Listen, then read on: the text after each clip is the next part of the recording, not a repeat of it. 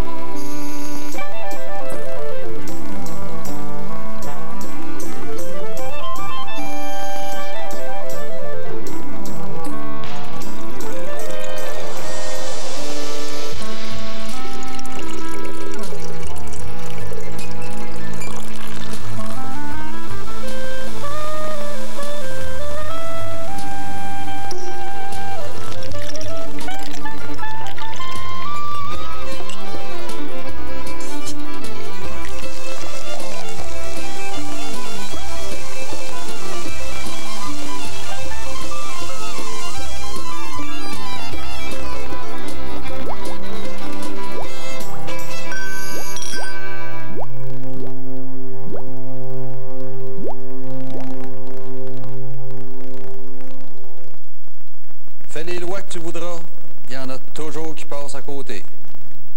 C'est comme les douanes.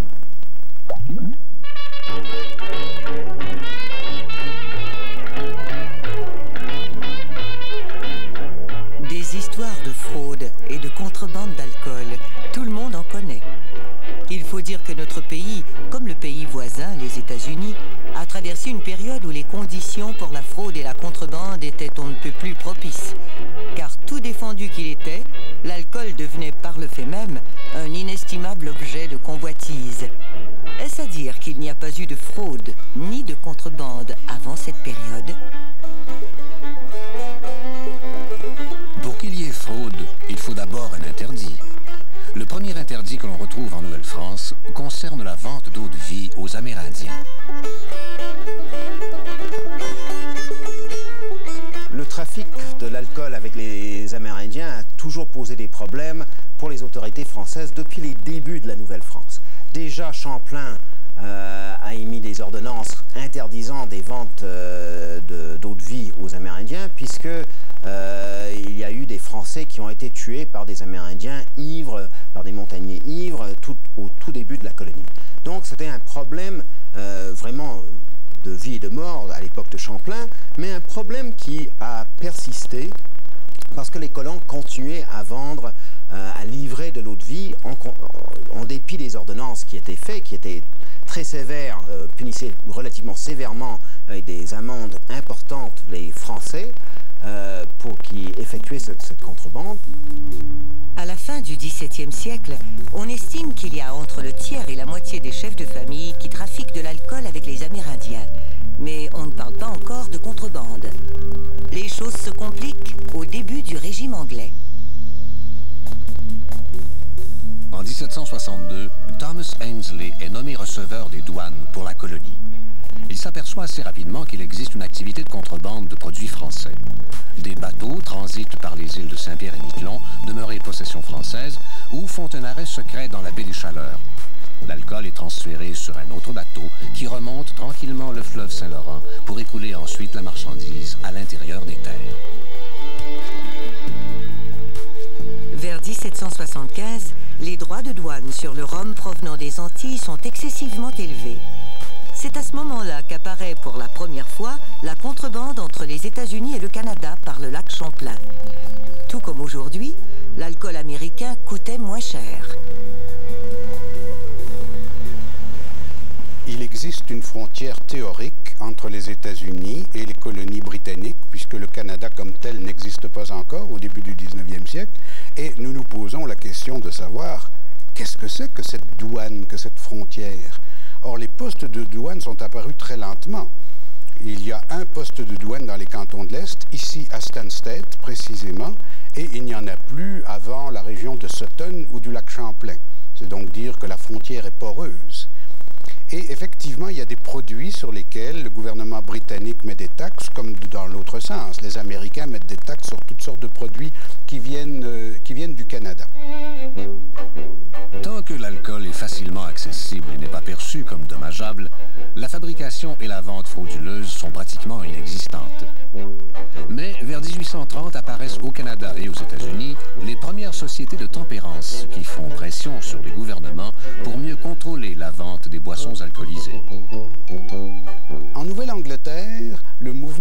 prohibitionniste va faire des progrès beaucoup plus vite qu'au Canada.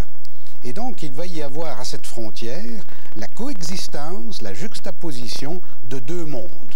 Nous parlons du 19e siècle, des mondes où l'alcool circule librement, le Canada, le Québec, et aux États-Unis, où vous avez des États comme le Maine ou le Vermont, où l'interdiction de consommer de l'alcool est déjà plus grande. De ce côté-ci de la frontière, il y a aussi, dès le milieu du 19e siècle, des municipalités et des comtés où la vente au détail de l'alcool est interdite.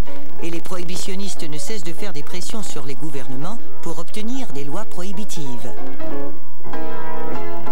Entre 1915 et 1918, toutes les provinces canadiennes adoptent des lois de prohibition sur leur territoire. En 1919, au moment où l'ensemble de l'Amérique du Nord applique la prohibition, le Québec décide par voie référendaire de limiter la prohibition de l'alcool aux spiritueux. La vente et la consommation de la bière, du cidre et du vin redeviennent possibles. Le terrain est de plus en plus propice aux fraudes et à la contrebande.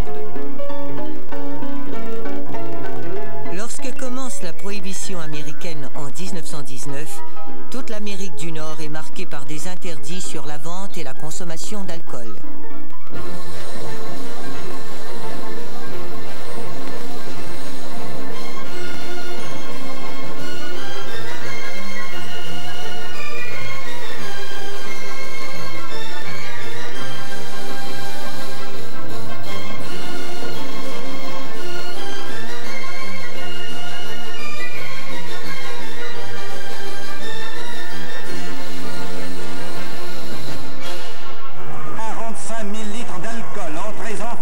Saisis par la police de New York sont immédiatement détruits.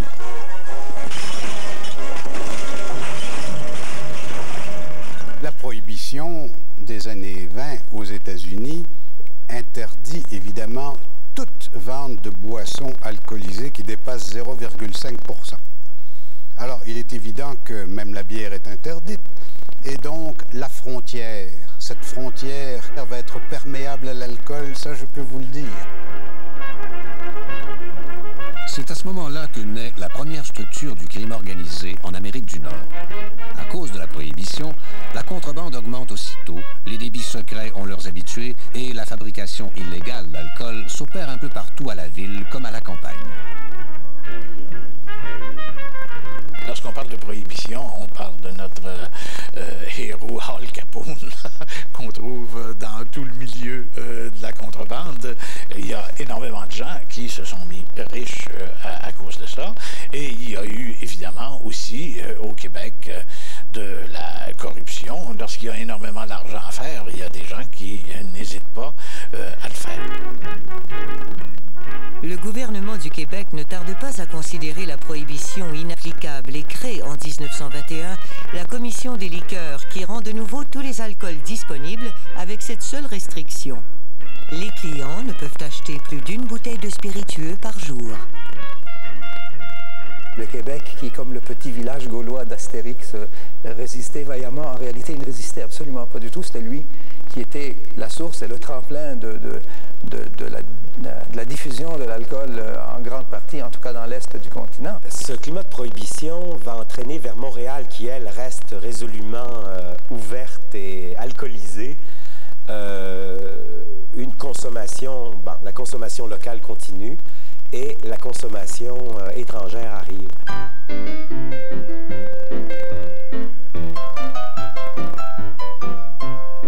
Les affaires sont florissantes dans tous les débits de boissons légaux de Montréal. Mais on voit aussi se développer parallèlement tout un réseau de débits clandestins.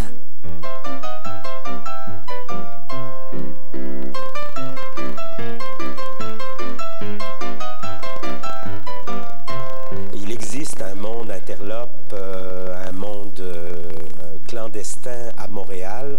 Celui de New York vient lui prêter main forte et même mettre la main dessus. Et on voit se développer, là, donc dans les années 20 et 30, donc jusqu'à la fin de la Prohibition, un secteur qui existait à l'état embryonnaire avant, mais qui va vraiment avoir ses lettres de noblesse internationale, si on peut dire, ce qu'on appelle le Red Light, donc autour du boulevard Saint-Laurent, entre Saint-Urbain et à l'est, Hôtel de Ville, dans ce coin-là.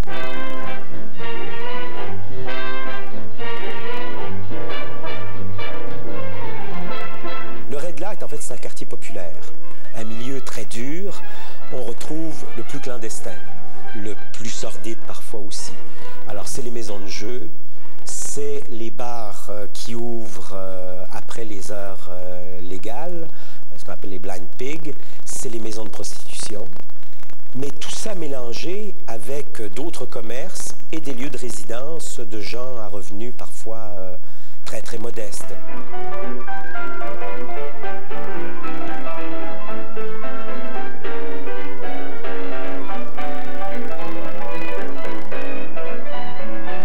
Le tourisme au Québec a augmenté de beaucoup et beaucoup d'Américains viennent s'approvisionner tout à fait légalement ici.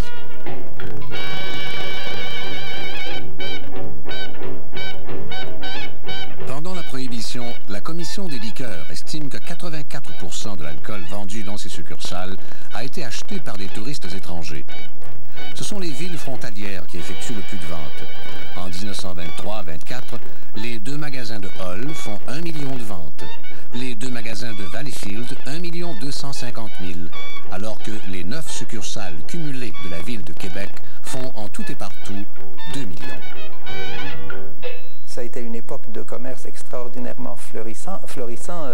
À l'époque, il y a d'abord des fortunes québécoises énormes qui se sont construites grâce à la générosité de la bêtise des lois américaines. La cote boursière des 4 principales sociétés canadiennes productrices de boissons alcoolisées augmente de 315% entre 1921 et 1923.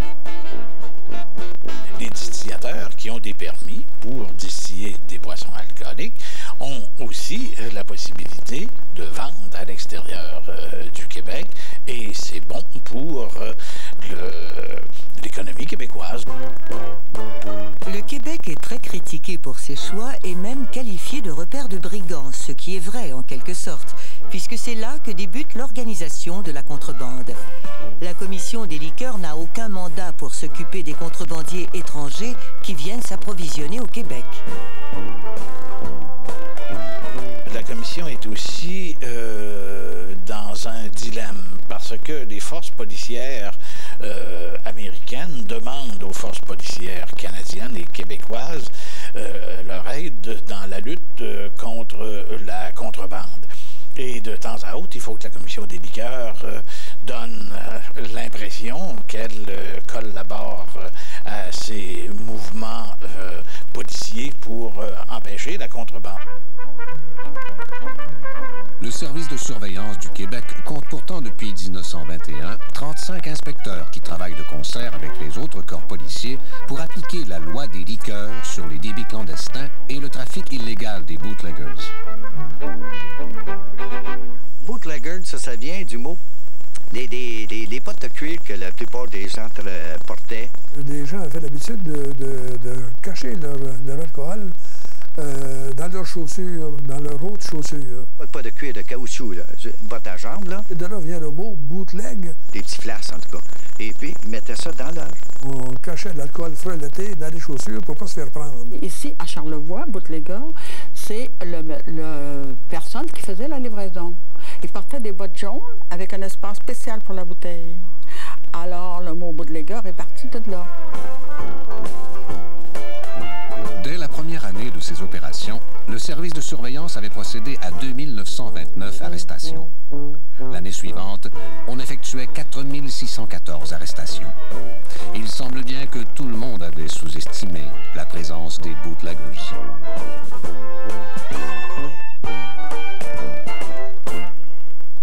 À l'été 1924, il y a une patrouille d'inspecteurs de la Commission des liqueurs qui est chargée d'enrayer le bootlegging sur les routes qui relient les États-Unis au Québec. Ils s'aperçoivent assez vite que les contrebandiers se sont organisés pour augmenter leurs profits. Au lieu de revenir au Canada avec des camions vides, ils ramènent des marchandises américaines comme du tabac et du textile à un point tel que l'industrie canadienne du textile déclare que si rien n'est changé, elle s'en va droit vers la faillite. Ben voyons, au lieu de faire faillite, investissez dans le camionnage.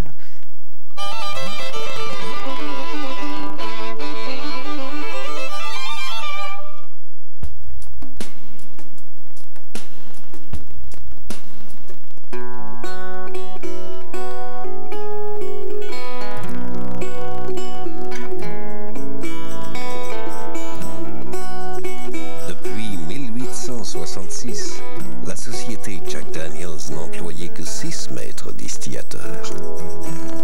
La satisfaction au travail n'a jamais été un problème. Le whisky du Tennessee, Jack Daniels.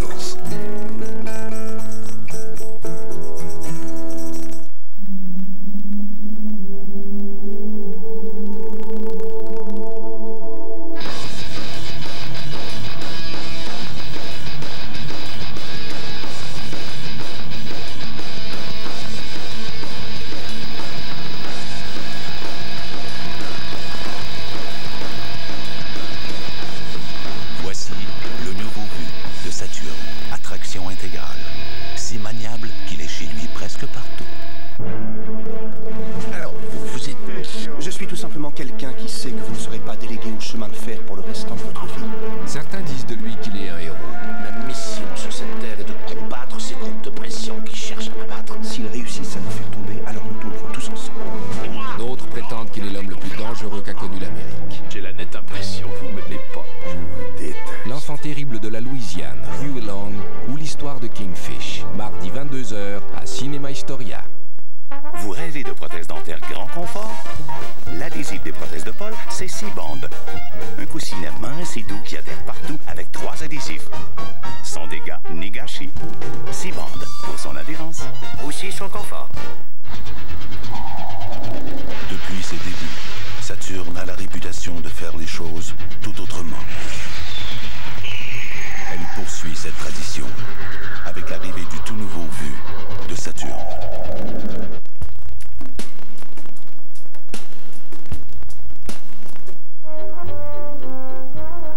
Les frontières maritimes du Québec posent un problème car elles facilitent la contrebande. D'une part, il y a le fleuve Saint-Laurent qui ouvre sur la mer, donc sur le monde, et tout autour de la péninsule gaspésienne, une multitude d'anses et d'archipels qui sont autant de lieux possibles pour des transactions illicites. D'autre part, nous retrouvons au sud plusieurs grands lacs traversés par la frontière canado-américaine. Dans les années 20, les îles Saint-Pierre et Miquelon ne sont pas qu'une escale pour les alcools européens, mais aussi un transit pour les spiritueux canadiens qui entrent illégalement aux États-Unis. Pendant la Prohibition, les industriels des spiritueux ne peuvent pas vendre au Canada, mais il ne leur est pas interdit d'exporter leur alcool ailleurs. Le cabotage, le fleuve Saint-Laurent est en pleine effervescence. On commence à motoriser les embarcations, donc on a beaucoup plus de facilité à transporter les marchandises. La navigation s'étend aussi beaucoup vers le Golfe, vers les maritimes. Et là, on a accès à l'île Saint-Pierre-et-Miquelon. Certains distillateurs transportaient leur alcool sur des goélettes jusqu'à Saint-Pierre-et-Miquelon. Là-bas, on défaisait les caisses et on cachait les bouteilles dans les doubles fonds des bateaux. Pendant les 14 années qu'a duré la prohibition aux États-Unis, les gens de Saint-Pierre-et-Miquelon se sont chauffés avec les caisses d'alcool et certains auraient même construit leur maison avec le bois de ces caisses. Saint-Pierre-et-Miquelon était devenu une plateforme absolument extraordinaire pour la diffusion. Il y a eu la fameuse route, ce qu'on appelait la Rum Route, la route du rhum, mais en fait, il y avait bien plus que du rhum qui circulait.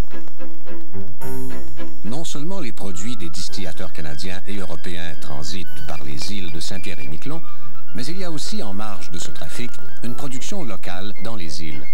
De l'alcool très concentré qui est livré en bidon non seulement dans toutes les régions touchées par la prohibition, mais également au Québec. C'est des petits caboteurs qui vont commencer à amener petit à petit du Miquelon, comme on l'appelle, vers le fleuve Saint-Laurent, vers Québec, vers les ports de l'estuaire. Et on commence à partager la cargaison entre le whisky et la cargaison générale. Et certains bateaux, certains capitaines vont carrément s'adonner au trafic de l'alcool.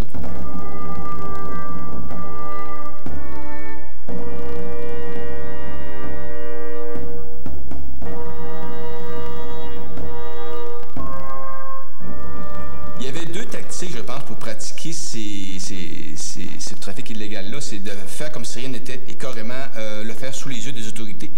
Et on courait une chance de ne pas se faire prendre, ça passait comme dans la marchandise générale. Les autres le faisaient beaucoup la nuit.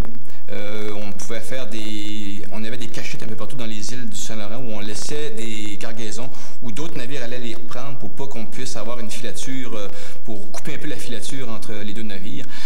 Puis souvent, les gens sont incapables de récupérer leur butin, alors ça sera les gens de la côte qui vont les retrouver plusieurs années par la suite, là. Mais c'est sûr que ça se faisait beaucoup la nuit, ça. La garde côtière met en service quelques navires d'interception dans lesquels prennent place des officiers de la douane et des fonctionnaires du gouvernement. Ces patrouilles essaient de dissuader les contrebandiers et d'arraisonner les navires suspects. Ils sont équipés d'un canon à l'avant avec lequel ils peuvent tirer un coup de semonce pour forcer les contrebandiers à s'arrêter. Quand on pense se faire prendre, on lance tout par-dessus bord.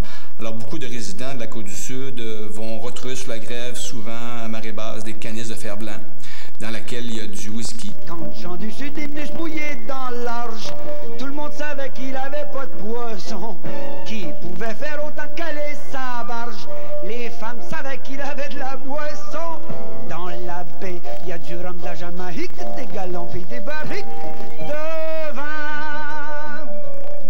En novembre 1924, la barge Tremblay arrive au port de Québec en provenance des îles Saint-Pierre et Miquelon. Les inspecteurs de la douane décident alors de la prendre en chasse par le chemin du Roi. La barge accoste finalement à Saint-Sulpice, où 8 camions attendent sur le quai. 2 Américains sont pris au piège et les inspecteurs confisquent l'équivalent de 97 000 bouteilles d'alcool. On dit que cet alcool illégal fut vendu à un ancien parlementaire au prix de 36 cents le gallon, comme alcool à friction. Ouais, ben c'est parce que j'ai mal au cou. Ça fait que je me frictionne la gorge, comprenez-vous? Mais, par en dedans. Ah, ça fait du bien. Quand Jean du Sud disait la mer est grande, dans ses yeux bleus il y avait comme un matin, parce qu'il faisait aussi la contrebande des horizons de paradis lointains. Capitaine, méfie-toi des mirages, des bateaux sur les nuages, dans le ciel. Le chargement de la barge Tremblay était-il destiné aux États-Unis? Si tel était le cas, il restait tout de même un obstacle à franchir, la frontière américaine. On dit qu'à cette époque, la frontière séparant le Québec des États du Maine, du Vermont et de New York était une véritable passoire. Toute la zone frontière, la zone rurale frontière, devient pour beaucoup d'agriculteurs un terrain où la contrebande d'alcool est plus intéressante que moissonner du blé d'Inde ou faire du beurre avec votre élevage laitier. On emmenait une vache d'un bord à l'autre, par exemple, avec 2 ballots de foin chaque côté d'elle, attachés sur son cou. Puis à l'intérieur des bales, c'est là qu'était la boisson. Et puis dans des bidons de lait, on enveloppait des 40 onces de boisson, on les pactait là-dedans. Là, on mettait du lait. Rendu là, ben, les gens étaient au courant, hein, fait qu'ils ne vidaient pas ça, hein, tranquillement, ils allaient chercher les 40 onces. Beaucoup de fermes sont devenues des entrepôts où, à la nuit tombée, on faisait passer l'alcool du côté américain.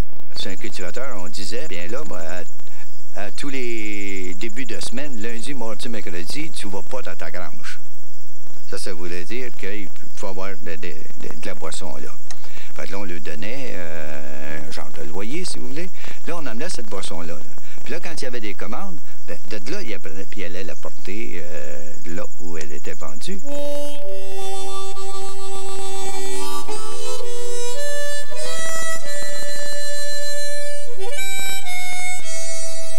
Dans le même endroit, vous allez avoir à la même époque des gagnes rivales qui essaient de contrôler le passage de l'alcool.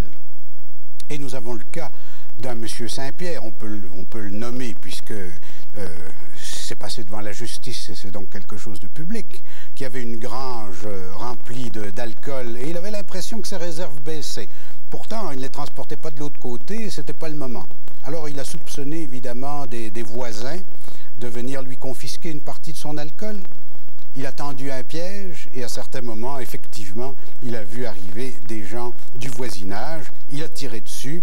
Il y en a un qui est mort sur le coup et l'autre a réussi à alerter la police du côté américain ou la douane canadienne, je ne sais plus le détail.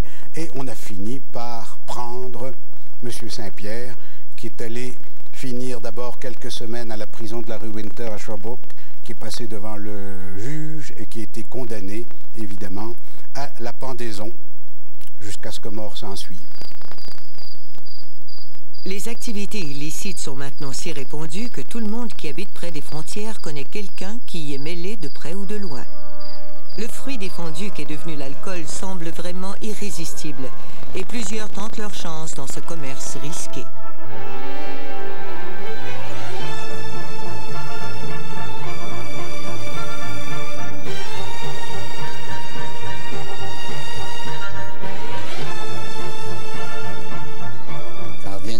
De l'alcool, c'est pas les idées qui manquent. Sur l'eau, on attache des blocs de sel aux bidons d'alcool. T'es suivi? Jette-les à l'eau. Quand le sel est dissous, les bidons remontent.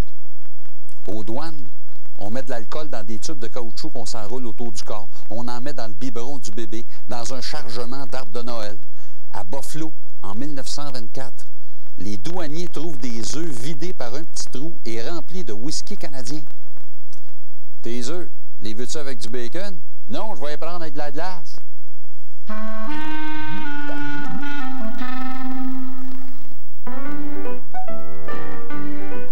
Alfred Lévesque et Conrad Labelle comptent parmi les contrebandiers les plus célèbres qu'ait connu le Québec au temps de la Prohibition. Tous deux possédaient une importante flotte d'automobiles qui traversaient régulièrement la frontière américaine. Le trafic d'alcool leur rapporta, dit-on, des sommes considérables, jusqu'au jour où, fatalement, ils se firent arrêter. Évidemment, la police du côté américain veillait, et il est certain que même si la tolérance pour l'alcool était plus grande au Québec, la police québécoise et la police des villes frontalières a été amenée à collaborer avec les Américains, et il y avait donc des rondes régulières qui se faisaient. À cette époque, il n'y avait pas que des trafiquants d'alcool, il y avait aussi des fabricants d'alcool frelaté. Il s'agissait souvent de cultivateurs qui distillaient à l'aide d'un alambic de fortune du rail ou du whisky à partir des céréales de leurs champs. L'alcool illicite, c'était une pratique qui existait depuis très longtemps. C'est que les gens éloignés où ils n'avaient pas de magasin de la Société des alcools se faisaient de la boisson pour eux. La baboche. C'était toute la boisson qu'ils faisaient, les autres mains. Il n'y a pas moyen d'acheter de la bière. Ils ont fait comme ça. Là. Les autres, ils se la faisaient, la boisson. Ils se faisaient des liqueurs eux-mêmes. On pouvait acheter des colorants et des goûts. Ils se faisaient des liqueurs de toutes ces façons-là. Mon oncle, il nous payait des petits gars pour aller chercher des cerises. Ça coûtait rien, des cerises. On allait dans les champs à peu près 1 000 de chez nous. Puis on cueillait des cerises. Il nous donnait 30 sous pour un gros panier de cerises. Et nous, il faisait du vin de cerises. Puis il se gardait peut-être 25-30 bouteilles de vin. Avec ta balance, il fallait à ça, puis il faisait de l'alcool, du petit blanc, il appelait dans ce temps-là. Tout le reste, c'était des amis, des voisins, puis des parents. Fait que c'était tout mis ensemble. Il avait donné chacun un modèle. Il avait acheté une petite alambic. Ça avait été bien secret. C'était tenu bien secret parce que c'était bien défendu, ça, tu comprends bien. 60% des maisons avaient les alambics homemade, comme on dit, fait à maison, là, avec des serpentins. Il fallait qu'il bouille à tour de rôle. Puis les vapeurs de ça, quand les gouttes tombaient, c'était de l'alcool pur. Mais le whisky qu'on faisait ici, c'était le whisky à patate. C'est à boire, mesdames, c'est à boire qu'il nous faut. C'est à boire, mesdames, c'est à boire qu'il nous faut. Dans le temps, chaque village, chaque ville, chaque municipalité, chaque paroisse, si vous voulez, avait probablement son type qui faisait de la bagosse. Nous, à Saint-Ludger même, il y en avait un où les gens, on savait qu'ils allaient là, ils achetaient des 10 onces de bagosse, quoi. On avait de la visite, puis il y a pas des petits blancs. Puis il y en a qui en faisaient une contrebande avec ça aussi. Vendent aux États-Unis, vendent dans des îles, vendent un peu partout. Cependant, le défaut de ça, le danger de ça, c'est qu'il y en a que l'alcool c'était dangereux. Ils prenaient de mauvais une mauvaise base pour en faire. Il y a eu des gens qui ont été devenus aveugles, il y a eu des gens qui en sont morts. C'est à boire, mesdames, c'est à boire qu'il nous faut. C'est à boire, mesdames, c'est à boire qu'il nous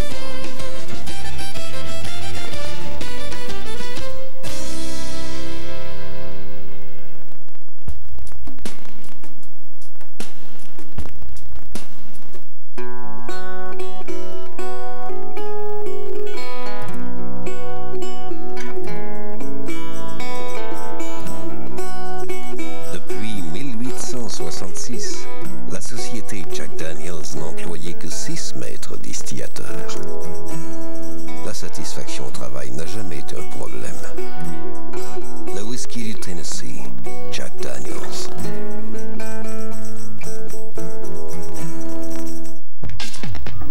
Il n'a pas froid aux yeux, il n'a pas peur de se mouiller et il est capable d'en prendre.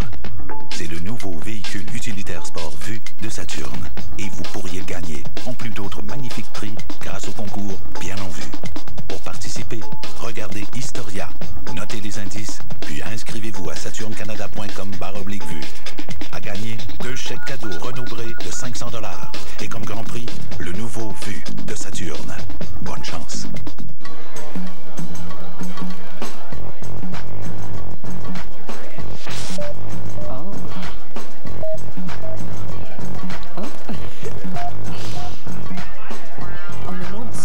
C'est toujours un peu... Oh oui, moi je trouve vraiment que c'est comme ça que ça se...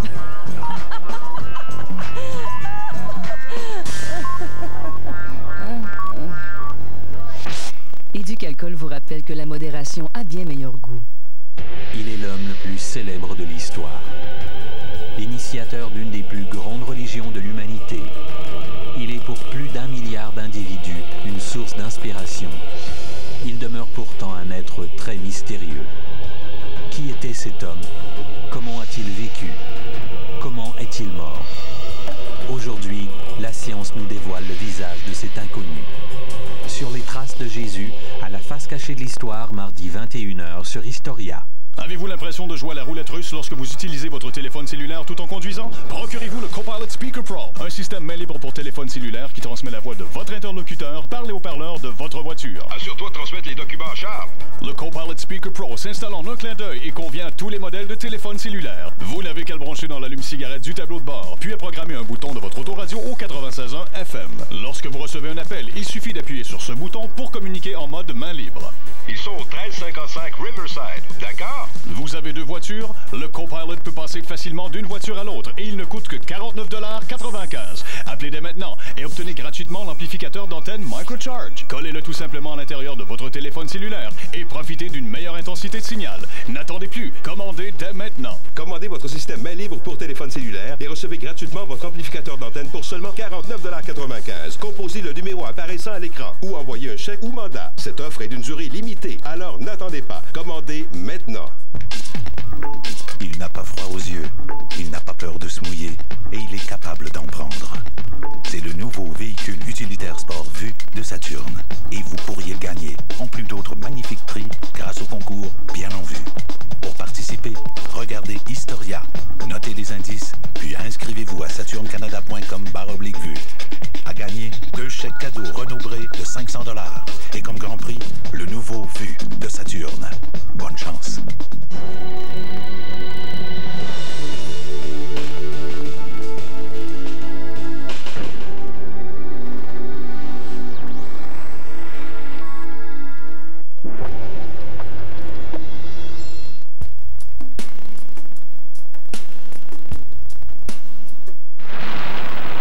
Lors de la Seconde Guerre mondiale, les distilleries fonctionnent à plein rendement. Mais l'alcool destiné à la consommation est plutôt rare, car l'alcool sert à fabriquer des munitions, des produits médicaux et de la peinture. Ironie du sort, une grande partie de la population travaille dans les usines de guerre et dispose maintenant de l'argent nécessaire pour acheter des produits de luxe comme l'alcool. Mais les magasins de la commission sont si dégarnis que certains jours, ils doivent fermer plus tôt parce qu'ils n'ont plus rien à vendre. Alors, vous avez des coupons pour acheter tant de boissons par semaine ou par mois. Vous aviez un petit carnet et puis vous ne pouvez pas acheter de boissons sans ça. Alors, ce qui arrivait, il y avait sans que ce soit de la contrebande, les gens allaient prendre leur billet, leur livret de billets pour le mois, et puis ils vendaient ça, ils vendaient les coupons à d'autres pour qu'ils allaient acheter plus de boissons à cause de ça. Pour boire, il faut vendre. Pour boire, il faut vendre. Pour boire, il faut vendre. Pour boire, il faut vendre. Plusieurs employés de la commission des liqueurs se disent que le secret du bonheur, c'est d'être heureux, et ils acceptent des billets de 2, de 5 et même 10 $ contre une bouteille sans permis. Mais la commission a prévu le coup et elle envoie des inspecteurs habillés en civil pour tester les employés en leur offrant de l'argent. Ceux qui sont pris sont congédiés. Toi, dehors! Oh non, j'ai oublié d'idée de vider ses poches. Trop tard. La période de l'après-guerre est florissante sur tous les plans. Les gens ont maintenant les moyens de se procurer de l'alcool à la commission des liqueurs, si bien que la fabrication artisanale diminue considérablement. La fabrication illicite d'alcool appartient désormais à de gros producteurs. Dans les années 1950, beaucoup d'alambics, beaucoup d'endroits où on fabriquait clandestinement de l'alcool qui était vendu sur le marché local, mais aussi sur le marché montréalais.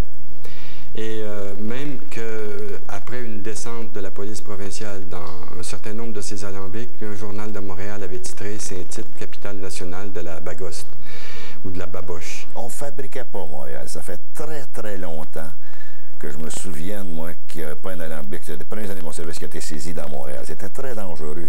C'était très explosif. Puis mais les alambics, il fallait qu'ils construisent à l'extérieur, même si c'était des gens de Montréal. Ça fait qu'on allait en campagne, dans une vieille grange, dans l'ancienne étable, puis on s'installait là. Il n'y avait pas d'alcool qui était fabriqué sans avoir au préalable un minimum de clientèle. Ces clientèles-là, dans des régions données, c'est exactement comme un commerce légitime. Il y avait des régions qui étaient dominées par certains distributeurs, par certains fabricants. Il y avait une guerre de prix. Il y avait beaucoup d'argent à faire. Moi, dans ces années-là, on calculait, nous, que fabriquer un gallon d'alcool coûtait entre 2,5 $, 3 $. Je ne parle pas d'installation, je parle de produits, de sucre, puis de mélasse, puis de levure, puis toutes ces affaires-là, qu'on revendait à grande quantité, là, pas sur la rue, à 10, 12, 15 $ le gallon, dépendant de la quantité. Si vous faites seulement 7 $ de profit par jour, je parle des années 60, vous en faites 200 gallons par jour. Ça fait 1400 $ par jour, ça. Quand vous marchez pendant un mois et demi, 2 mois sans arrêt, ça commence à représenter de l'argent pour l'époque.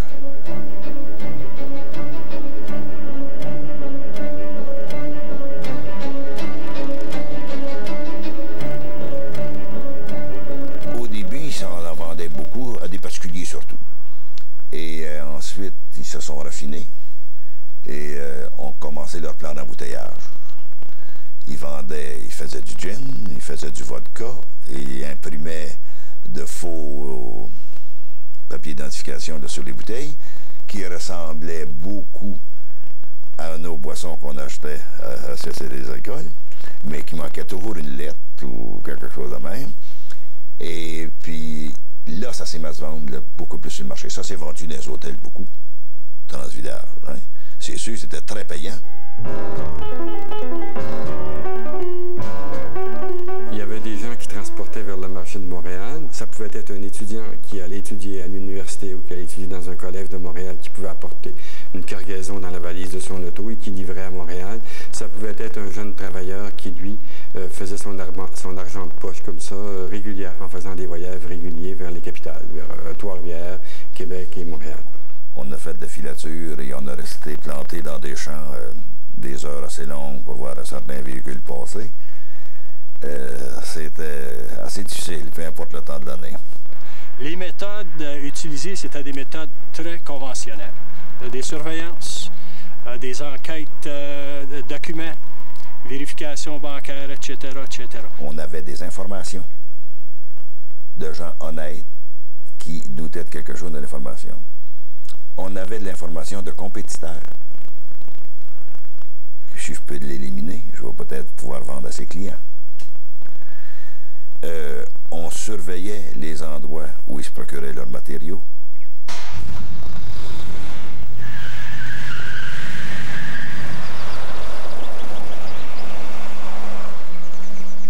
Ce qui était fait souvent, c'est les grosses compagnies de sucre ou les distributeurs de sucre. On faisait des surveillances, on faisait des vérifications, et puis si la destination, disons, d'une cargaison de sucre coïncidait pas avec le commerce où c'était destiné, ou l'endroit où c'était destiné n'existait pas, ou quoi que ce soit, alors là, on commençait des filatures.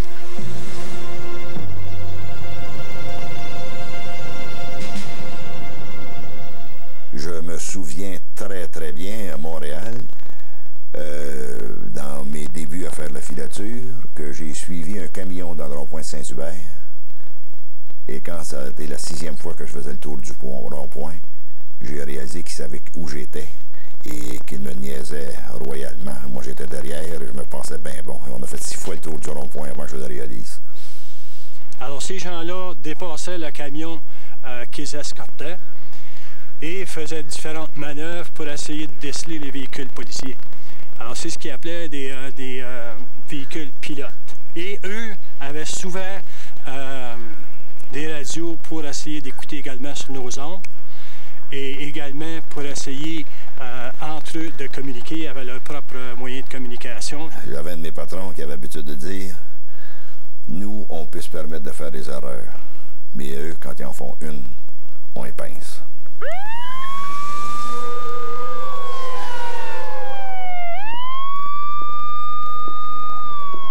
Je vous jure que j'ai déjà découvert des alambics à l'odeur. On est habitué à cette senteur-là. Hein? On la cherche, cette senteur de fermentation. Oui, j'en ai découvert quelques-unes à l'odeur.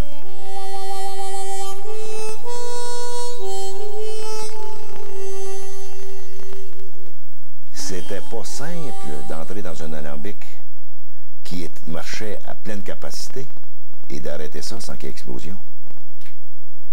C'est excessivement dangereux. On venait qu'on s'y connaissait un petit peu, mais c'était pas une chose simple.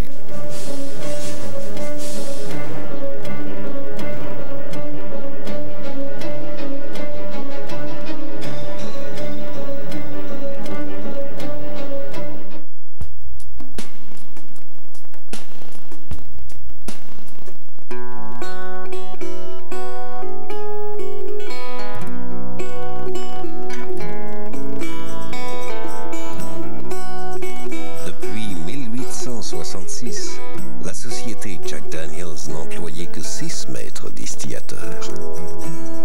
La satisfaction au travail n'a jamais été un problème. Le whisky du Tennessee, Jack Daniels.